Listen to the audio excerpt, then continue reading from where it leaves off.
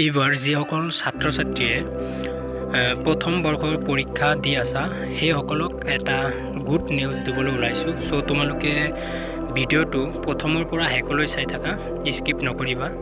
তোমালোকে যোৱা কেইদিনমান আগত বহুত ডিপ্ৰেশ্যনত ভুগি আছিলা যে আমাৰ এক্সাম হ'বনে নহ'ব। পিছত আকৌ আমাৰ নতুন এখন নটিচ দিলে শিক্ষা সংসদে, তাত এক্সাম হ'ব বুলি নটিচ দিলে। পিছত আকৌ নতুন এখন ৰুটিন দিলে, যিহেতু আমাৰ বানপানীৰ কাৰণে পৰীক্ষা স্থগিত হৈ আছিল। ইতিমধ্যে আমাৰ এটা এক্সাম গৈছে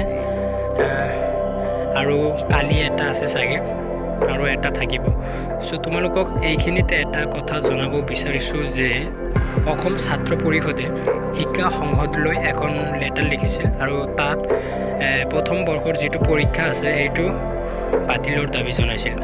আৰু পিছত অসমৰ শিক্ষা সংসদে কৈছে যে এইবাৰ যদি আমাৰ যিটো প্ৰথম বৰ্ষৰ পৰীক্ষা আছে সেইটো যদি বাতিল কৰে তেনেহ'লে মানসিক উৎকৰ্ষ সাধনৰ পৰা ছাত্ৰ ছাত্ৰীসকলে বঞ্চিত হ'ব। যিহেতু আমাৰ আগৰ যিটো পৰীক্ষা আছিল মেট্ৰিক পৰীক্ষা, সেইটো আমাৰ ক'ভিডৰ কাৰণে বাতিল কৰা হৈছিল। চ' এইবাৰ বাতিল কৰিলে তেনেহ'লে ছাত্ৰ ছাত্ৰীসকলে মানসিক উৎকৰ্ষ সাধনৰ পৰা বঞ্চিত হ'ব। আৰু অসম শিক্ষা সংসদে অসমৰ ছাত্ৰ পৰিষদক এটা প্ৰতিশ্ৰুতি দিছে যে এইবাৰ কোনো এজন ছাত্ৰ ছাত্ৰীৰ পৰীক্ষাৰ পৰা অনুত্তীৰ্ণ নহয়। ইয়াৰ পৰা এইটো কথা স্পষ্ট হৈছে যে এইবাৰ মানে কোনেও ফেইল নকৰে আৰু কাকো ফেইল নকৰায়। চ' মানে চবেই পাছ। চ' তোমালোকে হয়তো বহুত চিন্তাত আছা যে আমি ফেইল কৰিম। তোমালোকে নিশ্চিন্তা মনে এক্সাম কেইটা দি থাকা, যিহেতু তোমালোকৰ HS ছেকেণ্ড ইয়াৰৰ ফাইনেল এক্সামখন ফেব্ৰুৱাৰী মাহত অনুষ্ঠিত হ'ব। তাৰ কাৰণে হাৰ্ড প্ৰিপাৰেশ্যন ল'ব লাগিব।